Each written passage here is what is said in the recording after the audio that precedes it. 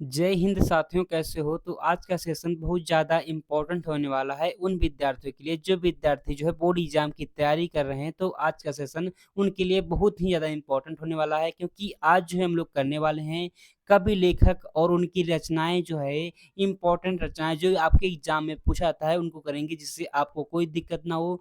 सभी प्रश्न PYQ रहेंगे, यानी कि सभी प्रश्न जो है पिछले साल पूछे गए प्रश्न रहेंगे, तो उसको आप लोग ध्यानपूर्वक पढ़ेंगे। हर एक प्रश्न को आप लोग याद कर लेंगे, जिससे अगर आपके एग्जाम में पूछा जाए तो आप लोग बिल्कुल सही करके आएँ, कोई दिक्कत ना हो। तो चलिए हम लोग क्वेश्चन नंबर 1 से स्टार्ट करते हैं और आप लोग हर एक प्रश्न का आंसर बताते रहेंगे। तो देखिए क्वेश्चन नंबर 1 आपके सामने आ चुका है और बताएँगे आप लोग क्वेश्चन नंबर 1 का सही आंसर क्या होगा। तो ये हमारा क्वेश्चन नंबर 1 है, यहाँ पर कहा गया है गेहूँ और गुलाब किसकी रचना है? बताएँगे आप लोग जल्दी से। अगर आपको पता है तो बताएँगे गेहूँ और गुलाब जो है किसकी रचना है? रामविलास शर्मा की है, रामवृक्ष बेनपुरी की है, या प्रेमचंद जी की है, या महादेवी वर्मा की है। तो जल्दी से आप बताएँगे गेहूँ और गुलाब जो है किसकी रचना है? तो गेहूँ और गुलाब जो रचना है रामवृक्ष बेनपुरी की। पिछले साल पूछा गया प्रश्न है और इम्पोर्टेंट प्रश्न आपके एग्जाम में दोबारा देखने को मिल सकता है। तो याद कर लेंगे, बी आंसर होगा यहाँ पर बिल्कुल सही आंसर। अब बात करेंगे महादेवी वर्मा का एक फेमस रचना है यामा। यामा जो कि महादेवी वर्मा का इम्पोर्टेंट रचना है, इसको तो आप लोग याद रखेंगे। यामा किसकी रचना बताएँगे आप लोग? महादेवी वर्मा की रचना है यामा। तो इसको आप लोग याद रखेंगे। बाकी देखो अगला प्रश्न क्या है, तो क्वेश्चन नंबर 2 आ चुका है आपके सामने और बताइए जल्दी से क्वेश्चन नंबर 2 का सही आंसर क्या हो? अगर आपको आंसर पता है तो आप लोग आंसर अपना बताते रहेंगे। तो यहाँ पर कहा गया है लहरों के राजहंस के लेखक का नाम है। बताएँगे आप जल्दी से, लहरों के राजहंस के लेखक कौन हैं? राम मोहन राकेश हैं, या प्रेमघन हैं, या देखेंगे तो यहाँ पर लिखा गया है गुलाबर राय हैं, या देखेंगे रामधारी सिंह दिनकर। बताएँगे आप लोग कौन है लहरों के राजहंस के लेखक? तो लहरों के राजहंस के लेखक हैं मोहन राकेश हैं। तो इनको आप लोग याद रखेंगे, इंपॉर्टेंट प्रश्न है, आपके एग्जाम में दोबारा आने की संभावना है, तो इसको आप लोग याद रख लेंगे। यानी कि आंसर जो हो जाएगा आपका ए हो जाएगा सही आंसर। क्वेश्चन नंबर 2 का आंसर ए यहाँ पर बिल्कुल सही आंसर है। बाकी देखो क्वेश्चन नंबर 3 आ चुका है आपके सामने। क्वेश्चन 3 देखो जल्दी से बताओ, क्वेश्चन नंबर 3 का क्या होगा सही आंसर? कहा गया है सेवा सदन उपन्यास के लेखक हैं। यानी कि यहाँ पर पूछा गया सेवा सदन उपन्यास के लेखक कौन है? अब ये प्रश्न आपसे दोबारा पूछ सकता है कि सेवा सदन जो है क्या है? तो सेवा सदन जो है एक उपन्यास है। क्या है? उपन्यास। अब किसका उपन्यास है? जिनेंद्र का है, या यशपाल का है, या प्रेमचंद जी का है, या जो है जयशंकर प्रसाद का? तो बताएँगे आप लोग सेवा सदन जो है किसकी उपन्यास है? बताएँगे आप लोग जो है प्रेमचंद जी का, है ना? मुंशी प्रेमचंद जी का उपन्यास है, याद रखेंगे आप लोग, हो जाएगा ऑप्शन सी हो जाएगा। गोदान याद रखेंगे, गोदान भी इम्पोर्टेंट है। गोदान किसका बताएँगे आप लोग? गोदान जो है किसका है? प्रेमचंद जी का है, इसको भी आप लोग याद रखेंगे, ये भी इम्पोर्टेंट प्रश्न है। बाकी देखो अगला प्रश्न क्या, तो क्वेश्चन आएगा आपके सामने क्वेश्चन नंबर 4। जल्दी से बताओ क्वेश्चन नंबर 4 का क्या होगा सही आंसर? क्वेश्चन नंबर 4 देखो, चिंतामणि के रचयिता हैं। चिंतामणि के रचयिता कौन है? आप लोग ऑप्शन देख के बताएंगे इसका जो है कौन सा होगा सही आंसर। चिंतामणि के रचयिता कौन है? डॉक्टर राम कुमार वर्मा हैं, या जयशंकर प्रसाद हैं, आचार्य रामचंद्र शुक्ल हैं, या प्रेमचंद जी हैं? तो प्रेमचंद जी की मैंने बताया अभी जो है सेवा सदन क्या है?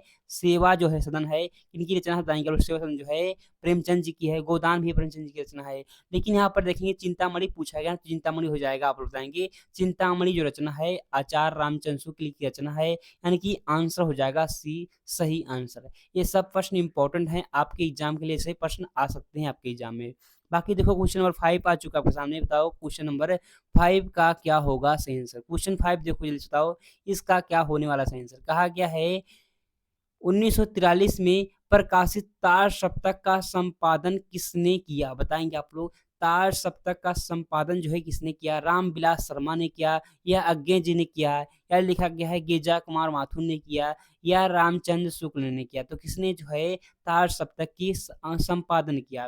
तो बताएँगे आप लोग जो है अज्ञे जी ने किया ना, बिल्कुल जो है सच्चिदानंद हीरानंद वात्स्ययन अज्ञे ने जो है क्या किया? तार सप्तक की जो है संपादन किया। तो उसको आप लोग याद रखेंगे, इम्पोर्टेंट है। आप पूछ सकता है कि जो है प्रथम तार सप्तक संपादन कब हुआ? प्रकाशित कब? बताएँगे आप लोग जो है 1943 में हुआ था ना, 1943 में हुआ था, तो इसको भी आप लोग याद रखेंगे। किसने किया है तार सप्तक का संपादन? बताएँगे आप लोग जो है अज्ञे जी ने, यानी कि सच्चिदानंद हीरानंद वात्स्ययन अज्ञे। अब कभी-कभी क्या आता है जो है अज्ञे जी का फुल फॉर्म क्या, यानी कि अज्ञे जी का जो है पूरा नाम पूछ लेते हैं। बताएँगे आप लोग क्या है अज्ञे जी का पूरा नाम है जो है सच्चिदानंद हीरानंद वात्स्ययन अज्ञे हैं। तो इसको भी आप लोग याद रखेंगे, इम्पोर्टेंट प्रश्न है, अगर पूछा जाएगा तो बिल्कुल आप लोग सही कर देंगे, कोई दिक्कत नहीं होगी।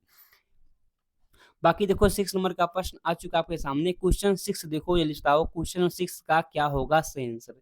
तो यहाँ पर कहा गया प्रलय सृजन किसकी रचना है। प्रलय सृजन जो है किसकी रचना है बताएंगे आप लोग। इसको तो लोग ट्रिक से याद कर सकते हैं, एक बार पढ़ लेंगे तो याद हो जाएगा।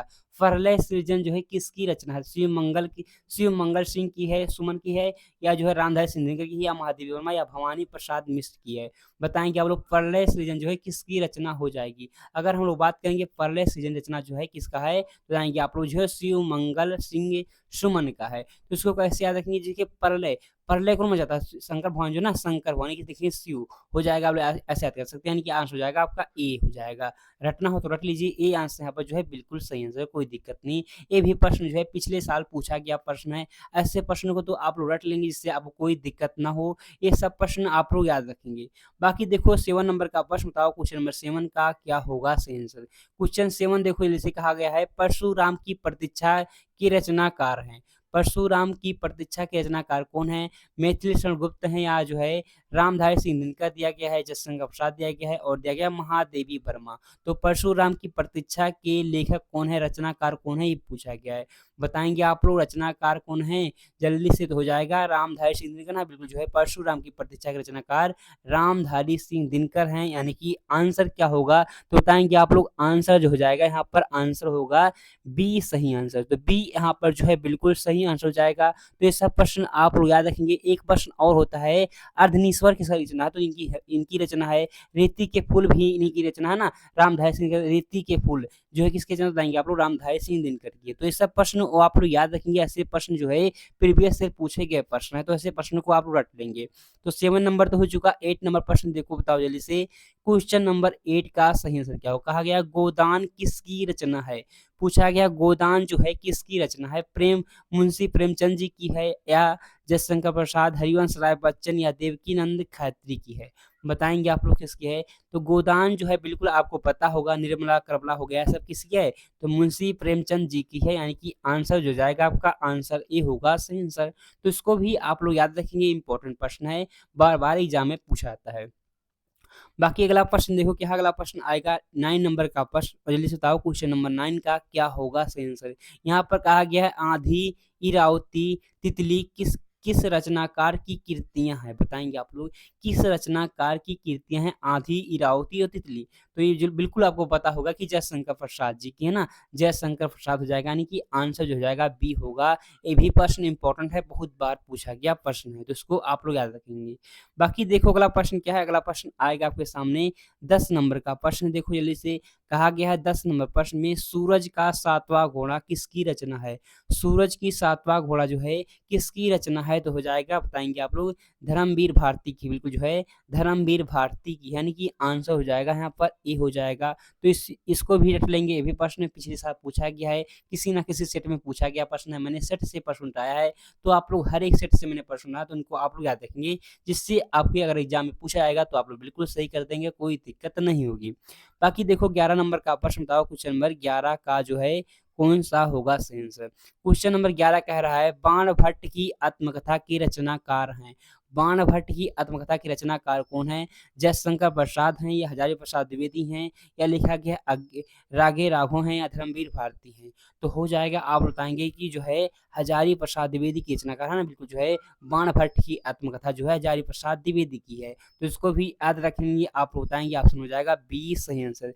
बी होगा ना, बिल्कुल जो है यहाँ पर बी आंसर होगा, बिल्कुल सही आंसर। तो इनको भी आप लोग रट लेंगे, इंपॉर्टेंट प्रश्न है। बाकी देखो 12 नंबर का प्रश्न बताओ, क्वेश्चन नंबर 12 का सही आंसर क्या होगा। तो यहाँ पर क्या लिखा गया देखेंगे, कला और बूढ़ाचार्य के रचनाकार हैं, यानी कि यहाँ पर जो कहा गया है कला और बूढ़ाचार्य के रचनाकार कौन है, तो हो जाएगा क्या हो जाएगा यहाँ पर सुमित्रा नंदन पंत है ना, बिल्कुल जो हो जाएगा, यानी कि आंसर डी हो जाएगा, सुमित्रा नंदन पंत जो है बिल्कुल सही आंसर हो जाएगा। आपसे पूछेगा कला और बूढ़ाचार्य के रचनाकार कौन है, बताएंगे आप लोग सुमित्रा नंदन पंत है, यानी कि आंसर हो जाएगा आपका डी हो जाएगा सही आंसर। तो इसको भी आप लोग याद रखेंगे। बाकी 13 नंबर प्रश्न देखो क्या है, क्वेश्चन नंबर 13 का सही आंसर। क्वेश्चन नंबर 13 आपके सामने आ चुका। ये भी प्रश्न इंपॉर्टेंट प्रश्न है, बहुत बार पूछा गया प्रश्न है। कहा गया है यहाँ पर देखेंगे छत्रसाल जो है दशक की किनकी रचना है? बताएँगे आप लोग। छत्रसाल दशक जो है किसकी रचना है? यही पूछा गया है, किनकी रचना है? बताएँगे आप लोग। बिहारी जी की। किसकी? बिहारी की नहीं है, बिहारी की जो है बिहारी शास्त्री जो है बिहारी जी की है। तो क्या हो जाएगा आप बताएँ? भूषण की है। किनकी है? भूषण की रचना है, यानी कि आंसर हो जाएगा सी हो जाएगा। बिहारी शास्त्री जो है बिहारी जी की, तो उसको आप लोग याद रख लेंगे, कोई दिक्कत नहीं होगी। बाकी 13 नंबर का प्रश्न था ना, 14 नंबर का प्रश्न आएगा आपके सामने, क्वेश्चन 14 है, इसको भी आप लोग देख लो, बताओ क्या हो जाएगा? वेदही वनवास के रचनाकार हैं। वेदही वनवास के रचनाकार कौन है? मैथिली शरण गुप्त हैं क्या? बिल्कुल गलत हो जाएगा। महादेवी वर्मा है कि नहीं? यानी कि इनकी तो ये आमा है ना, ये भी गलत हो जाएगा। सिया राम शरण गुप्त की इनकी भी नहीं है। अयोध्या सिंह उपाध्याय हरिओध जी की है। इसको भी याद रख लेंगे, सी होगा सही आंसर। क्या हो जाएगा? सी होगा यहाँ पर भी सही आंसर। तो इसको भी आप लोग देख लेंगे। बाकी देखो 15 नंबर का प्रश्न और ये लास्ट प्रश्न है। बताओ, ये भी प्रश्न पूछा गया था, आप ही के एग्जाम में, बोर्ड एग्जाम में पूछा गया था। इसको भी देख लो, कहा गया है निम्नलिखित कथनों में से कौन सा एक कथन सही है? कौन सा एक कथन जो है सही है? तो यहाँ पर देखो, ध्रुव श्रावणी नाटक के लेखक डॉक्टर राम कुमार वर्मा है, नहीं तो जयशंकर प्रसाद है ना, ये तो गलत हो जाएगा तुरंत, यानी कि ऑप्शन ए तो गलत हो गया। और देखो आगे, क्या भूलूं या क्या याद करूं, उपन्यास विधा की रचना है, बिल्कुल गलत हो जाएगी। उपन्यास की नहीं है, आत्मकथा है। क्या भूलूं क्या याद करूं, हरिवंश राय बच्चन की आत्मकथा हो जाएगी। और लिखा गया मित्रता निबंध के लेखक श्याम सुंदर दास जी हैं, नहीं हो जाएगा, ये तो गलत हो जाएगा। आचार्य रामचंद्र शुक्ल हैं मित्रता के। यानी कि बात करें तो यहाँ पर जो आंसर हो जाएगा सी हो जाएगा।